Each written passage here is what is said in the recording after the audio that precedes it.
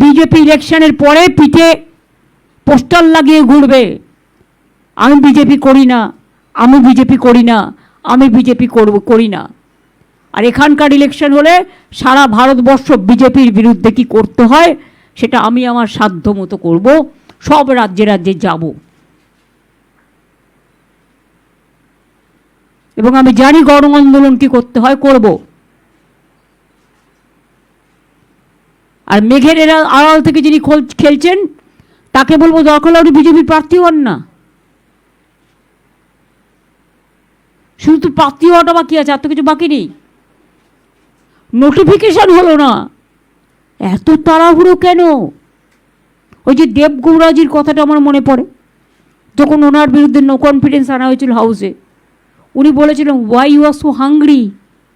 আমিও আজকে তাই বলছি, বাংলার জন্য বিজেপি হয়েছে হ্যাংলা, এটা বাংলার চলতি কথা।